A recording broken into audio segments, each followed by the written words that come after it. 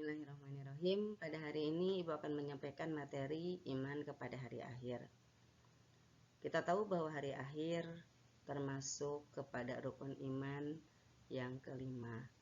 Adapun yang akan disampaikan hari ini, yang pertama pengertian iman kepada hari akhir, yang kedua macam-macam hari akhir, yang ketiga adalah nama lain hari akhir, yang keempat analisa Al-Quran dan analisa para ilmuwan tentang hari akhir. Kemudian selanjutnya akan membahas perjalanan manusia setelah hancurnya alam semesta sampai menemukan tempat yang terakhir, dan yang terakhir adalah hikmah beriman kepada hari akhir. Adapun pengertian iman kepada hari akhir, iman artinya percaya, hari akhir artinya hari hancurnya akhirnya sesuatu. Adapun secara istilah, iman kepada hari akhir adalah membenarkan dan meyakini sepenuh hati atas semua yang dikabarkan oleh Allah dan Rasul-Nya tentang kejadian pada hari akhir dan peristiwa setelahnya. Adapun macam-macam hari akhir atau hari kiamat, yang pertama ada kiamat sugro dan yang kedua ada kiamat sugro. Adapun contoh kiamat sugro adalah kematian. Di dalam Al-Quran surat Al-Ankabut ayat 57 Allah berfirman, A'udzubillahi minasyaitonirrajim, kullu nafsin dha'iqatul maut tsumma ilaina turja'un. Ayat ini memberikan penjelasan bahwa setiap yang hidup itu pasti mati, dan kematian ini adalah termasuk daripada kiamat sugro. Adapun kiamat kubro adalah kiamat seluruh hancurnya alam semesta. Nama lain hari kiamat adalah yang pertama, banyak sebenarnya, cuma ini hanya sebagian saja. Yang pertama adalah Yaumul Waqi'ah, yaitu hari kejatuhan.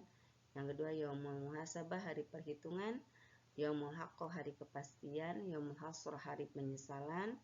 Yaumuddin, hari pembalasan. Dan Yaumut Tanad, yaitu hari panggilan. Tanda-tanda kiamat sudah dekat. Satu, munculnya Dajjal. Dajjal adalah manusia yang memiliki karakter penghancur agama atau dinullah. Kemudian yang kedua munculnya Yajuj wa Ma'juj. Ini adalah kelompok manusia yang memang memiliki karakter adalah penghancur sumber daya alam yang ada di muka bumi ini. Kemudian banyaknya Al-Haraj. Al-Haraj itu artinya pembunuhan. Dan banyak imro'atus sibyan, artinya manusia yang menganggap ibunya itu seperti pembantu. Jadi ibunya sebagai pembantu dan anak sebagai tuannya. Banyaknya jumlah perempuan dibandingkan laki-laki dan paham hedonisme. Analisis hari kiamat. Yang pertama, analisis berdasarkan Al-Quran. Satu, hari kiamat adalah peristiwa yang tidak ada keraguan atas kejadiannya atau peristiwanya. Ini terdapat di Quran surat An-Nisa ayat 87. Allah berfirman, Allah tidak ada Tuhan yang berhak disembah selain Dia.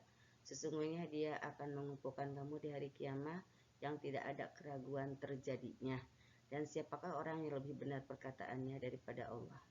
Ini berarti Al-Quran memberikan penjelasan bahwa peristiwa hari kiamat itu tidak ada keraguan di dalamnya. Kedua, berdasarkan Al-Quran, kiamat itu pasti terjadi.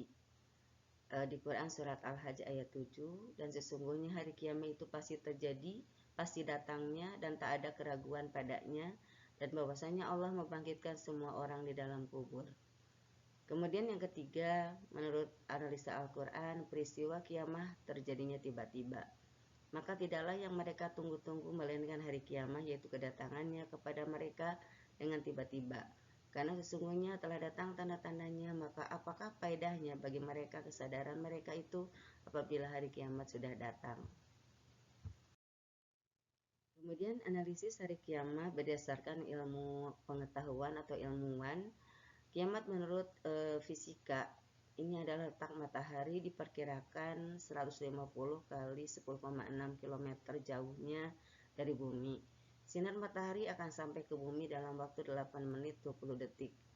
Para fisikawan telah menghitung energi matahari yang dipancarkan sama dengan 5,7 kali 10,27 kalori per menit dan mampu menyala selama 50 miliar tahun.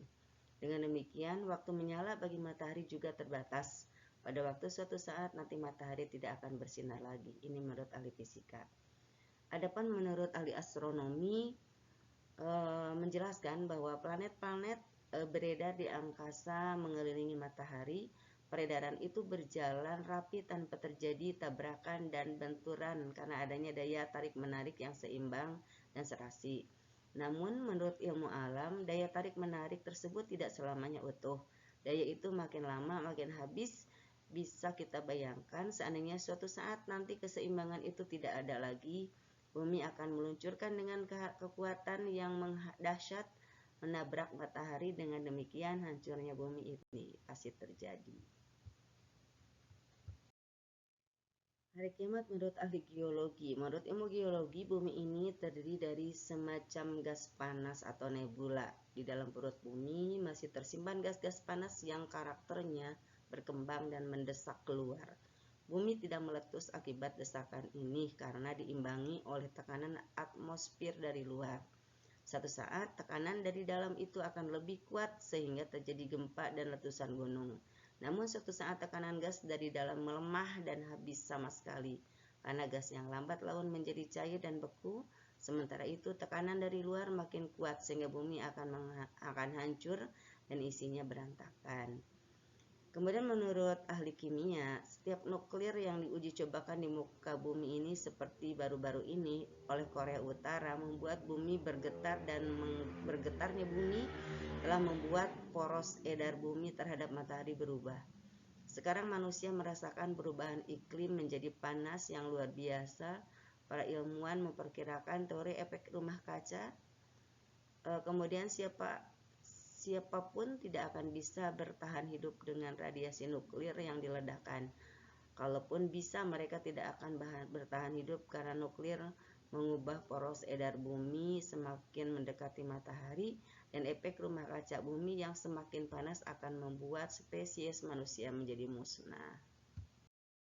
Perjalanan manusia setelah hancurnya alam semesta.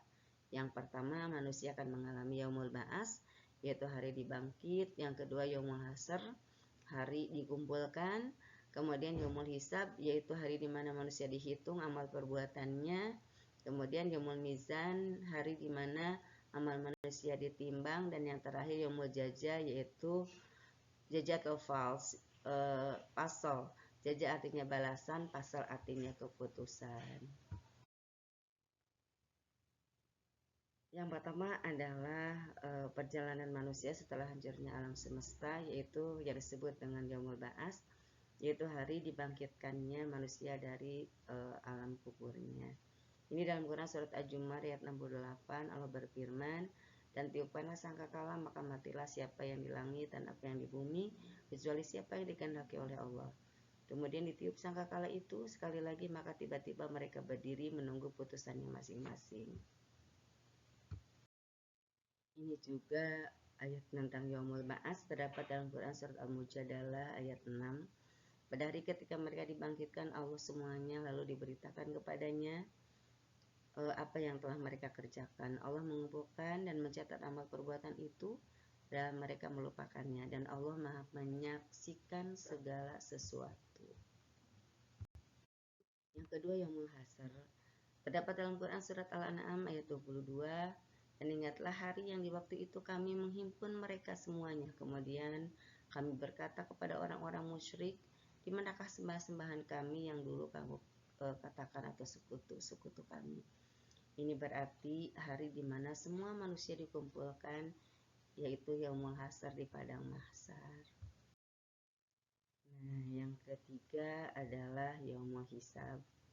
Yaumul hisab itu adalah di mana seluruh manusia akan dihitung amalnya, yaitu pada hari ketika lidah, tangan, dan kaki mereka menjadi saksi atas mereka terhadap apa yang dahulu mereka kerjakan. Ini di Quran surat An-Nur ayat 24. Pada hari ketika mereka dibangkitkan oleh Allah, lalu diberitakannya kepada mereka apa yang telah mereka kerjakan. Allah mengumpulkan, mencatat amal perbuatan itu mereka telah melupakannya dan Allah Maha menyaksikan segala sesuatu. Ini di Quran surat Ad-Dariyat ayat 6. Allah mengatakan kepada orang kafir, dan kamu tidak melakukan satu pekerjaan melainkan kamu menjadi saksi atas di waktu kamu melakukannya. Itu Yunus ayat 61. Yaumul Mizan itu artinya hari di mana seluruh amal manusia ditimbang. Kami akan memasang timbangan yang tepat pada hari kiamat, maka tiadalah dirugikan seorang barang sedikit pun. Dan jika amalan itu hanya sebesar biji sekalipun, pasti kami mendatangkan pahalanya. Dan cukuplah kami sebagai pembuat perhitungan. Al-Anbiya ayat 47.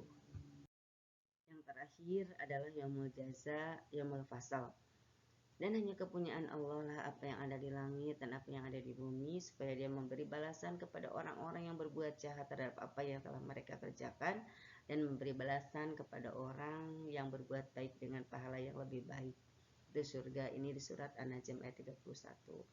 Berarti yang mau jajah itu adalah balasan, pasal itu keputusan. Jadi keputusan itu yang akan menempatkan manusia di tempat yang terakhirnya, yaitu tidak di surga, tuh pasti di neraka.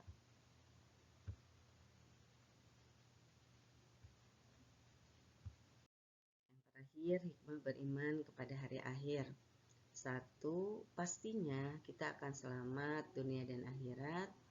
Yang kedua, akan lebih bersemangat lagi untuk melaksanakan kebaikan dan menjauhi keburukan, karena semua ada yang dilakukan, semua apa yang kita lakukan akan dipinta pertanggungjawaban.